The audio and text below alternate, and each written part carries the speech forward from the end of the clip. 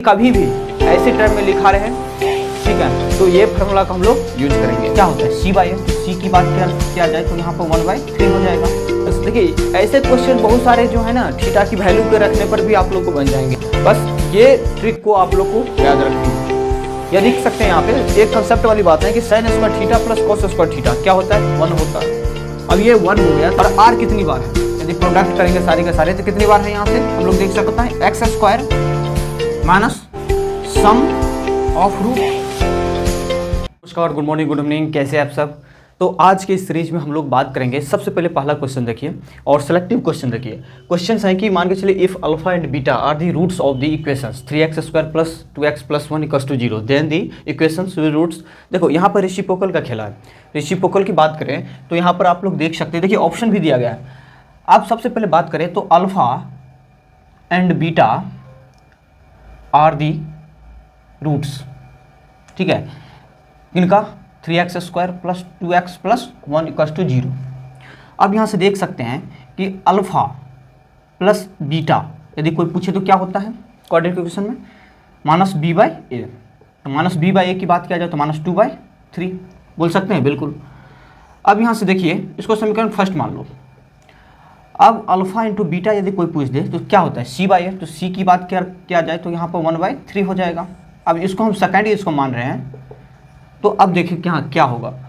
अब ये दोनों को हम जोड़ रहे हैं, अल्फा प्लस बीटा का inverse and beta plus alpha का इन्वर्स। इनको यदि हम जोड़े तो देखो क्या रिजल्ट आने वाले हैं, अल्फा प्लस बीटा का inverse into beta plus alpha का इन्वर्स, ठीक है। जब हम इनको सिंप्लीफाई करें, ठीक है, तो देखिए अल्फा प्लस बीटा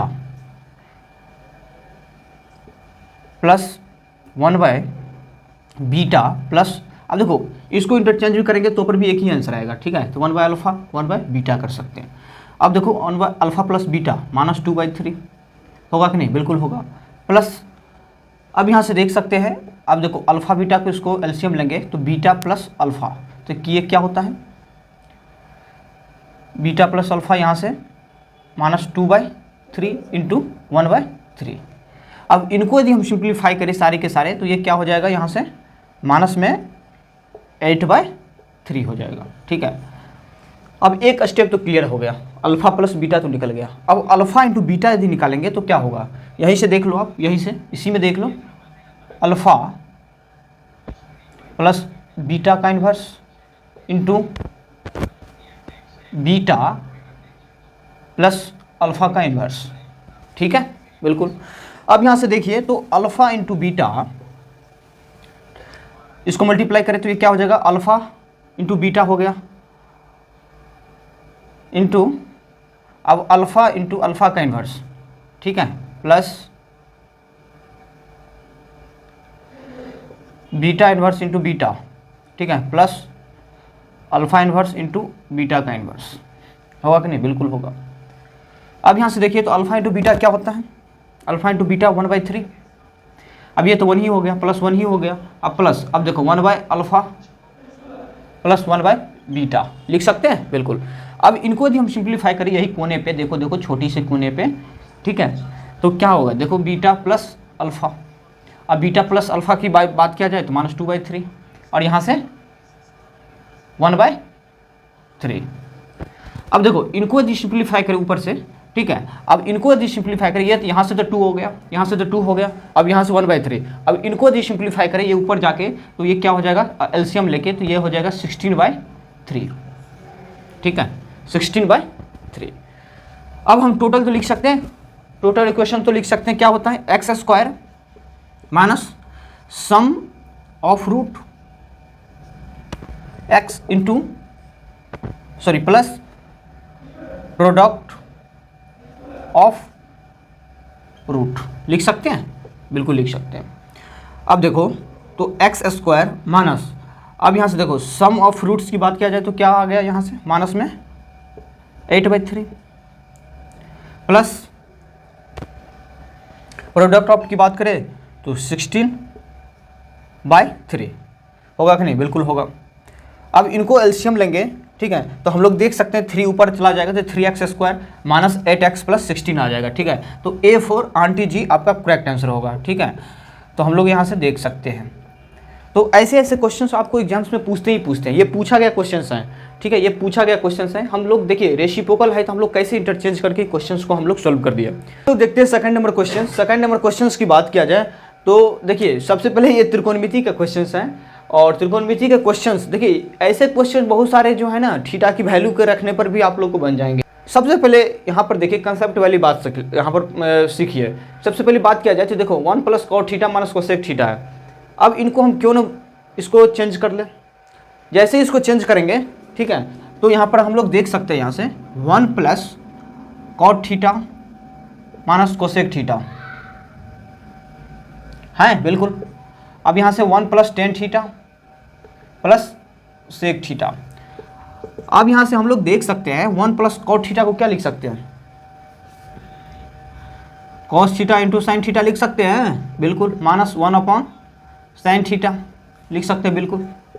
अब यहाँ से देखो 1 प्लस इसको क्या लिख सकते हैं, sine theta upon cos theta लिख सकते हैं, बिल्कुल। प्लस 1 अपॉन कॉस थीटा लिख सकते हैं।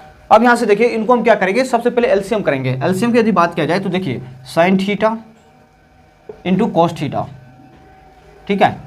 तो इनको यदि करें तो देखो sine theta plus cos theta का स्क्वायर हो जाएगा। अब ये 1 क्या हो जाएगा, माइनस में 1 का स्क्वायर हो जाएगा। अब इनको यदि सिंप्लीफाई करें तो क्या होगा, देखिए sine square theta plus cos square theta plus 2 into sine theta into cos theta होगा कि नहीं, बिल्कुल होगा।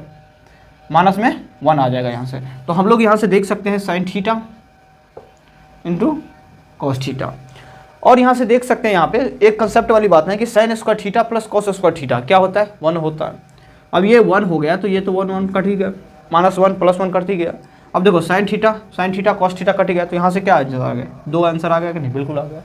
तो B4 भाभी जी आपको करेक्ट आंसर आ गया, ठीक है। तो ऐसे ऐसे क्वेश्चंस, ठीक है, तो आप ऐसे ऐसे क्वेश्चंस आपको अधिकतर आते ही रहते हैं। तो चलिए हम लोग देखते हैं तीसरा नंबर क्वेश्चन। तीसरा नंबर क्वेश्चन है, यहाँ पर देख सकते हैं कॉस के टर्म में लिखा गया है, और ये देख रहे हैं कॉस के कंटिन्यू टर्म में लिखा गया है। अब यहाँ से देख सकते हैं यहाँ पर कॉस की बात करें तो cos theta into cos 2 theta into cos square 2 theta इसके टर्म में लिखा गया है, ठीक है।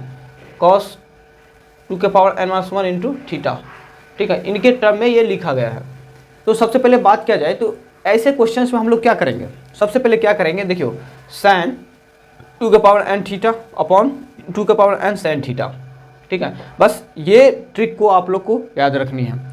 यदि कभी भी ऐसे टर्म में लिखा रहे, ठीक है, तो ये फार्मूला को हम लोग यूज करेंगे। अब यहाँ से देखिए n कौन होगा, थीटा कौन होगा, ये तो समझने वाली बात है ना। तो सबसे पहली बात यहाँ पर देखिए, तो n की बात किया जाए तो n टोटल ऑफ टर्म कितने हैं, 1 2 3 4 5, तो n 5 हो गया। और थीटा क्या होता है, फर्स्ट टर्म कौन है, π/33। अब इनको यदि हम सोल्व करें यहीं पर देखो, यहीं पे तो साइन 2 के पावर 5 थीटा की जगह क्या लिख सकते हैं, π/33 लिख सकते हैं, बिल्कुल लिख सकते हैं, अपॉन 2 के पावर 5 अब साइन थीटा की जगह क्या लिख सकते हैं, π/33 लिख सकते हैं, बिल्कुल लिख सकते हैं, बिल्कुल लिख सकते हैं। अब यहाँ से देख सकते हैं कि अब 96 है, फर्स्ट टर्म में 96 यहाँ पर दिया हुआ है, तो 96 भी यहाँ से हम लोग जोड़ देंगे, ठीक है। तो सबसे पहले यहाँ पर देख सकते हैं कि अब देखो 2 का पावर 5 है इंटू π/33 है, इनको क्या लिख सकते हैं हम लोग, 96 साइन π-π/33 लिख सकते हैं, बिल्कुल लिख सकते हैं। अब यहाँ से देखिए तो 32 यहाँ से साइन π/33, ये तो कट ही गया ना, सेम ही हो गया, और ये कितना हो जाएगा, 3 आंसर आ गया यहाँ से। तो हम लोग देख सकते हैं ऐसे ऐसे क्वेश्चंस ये पूछते रहते क्वेश्चंस। आप कोई भी क्वेश्चन बैंक उठा के देखिए तो ऐसे ऐसे क्वेश्चन एनडीए में पूछा ही गया है क्वेश्चन, कहीं पर भी ऐसे टर्म में रहे, कहीं पर भी, ठीक है, कहीं पर भी कॉस के टर्म में रहे, कंटिन्यू टर्म में रहे कॉस की, तो हम साइन 2 के पावर n थीटा अपॉन 2 के पावर n साइन थीटा कर देंगे, ठीक है। इससे आंसर हम लोग को निकल जाएंगे। देखते हैं अगला नंबर क्वेश्चंस, और अगला नंबर क्वेश्चंस ये है सीक्वेंस और सीरीज का क्वेश्चन है। सबसे पहली बात किया जाए तो देखिए third term of A GP 3 है। अब देखो थर्ड टर्म की बात करें तो कितना है, 3 है। अब what is the product of 5, कितना है, फर्स्ट 5 टर्म। अब यहाँ पर बात करें तो देखो a into A1 A2 A3 A4, ठीक है, 1 2 3 4, ये कितना हो गया, 5। ये 5 की बात करें ठीक है, ये 5 टर्म को जीपी में कैसे लिख सकते हैं, a into a r square into a r cube into a r 4, ठीक है, जीपी में हम लोग ऐसे लिख सकते हैं। अब देखो थर्ड टर्म बता रहा है कितना है, 3 है, ठीक है। अब यहाँ से देख सकते हैं, तो फर्स्ट सारे को प्रोडक्ट करनी है, ठीक है, सारे को प्रोडक्ट करनी है, तो क्या हो जाएगा, देखो ए कितना होगा, ए के पावर कितना हो जाएगा, 1 2 3 4 5, ए के पावर 5 हो जाएगा यहाँ से। और आर कितनी बार है, यदि प्रोडक्ट करेंगे सारे के सारे तो कितनी बार है यहाँ से हम लोग देख सकते हैं, ये कितना हो गया 1 2 3 4, ये कहाँ से हो जाएगा, आर 10 हो जाएगा। तो हम लोग इसको क्या लिख सकते हैं, तो ए आर स्क्वायर के पावर कितना हो जाएगा, 5 हो जाएगा। लेकिन तीसरा टर्म कितना है, तीसरा टर्म जो है 3 है, जीपी में कितना है 3 है, तो यहाँ से 3 के पावर 5 आ जाएगा। तो इसको टोटल जो आंसर आएगा कितना हो जाएगा 343, ठीक है। तो B4 भाभी जी आपको करेक्ट आंसर होगा। कुछ नहीं करना था, यदि हम लोग को जीपी की टर्म हमें पता है कि कैसे लिखा जाता है, जिस तरह से हम लोग एपी में लिखते हैं, ठीक है, हम प्रोडक्ट कर रहे हैं, तो ये क्या होता है, ए इसको सारे के सारे प्रोडक्ट करेंगे तो कितना होगा, ए 5 बार होगा और आर कितने बार होगा, 10 बार होगा। तो इनको यदि सिंप्लीफाई करें तो हम लोग 2 4 3 इसका करेक्ट आंसर होगा, ठीक है। तो आज तक इतना ही रखते हैं, फिर मिलते हैं।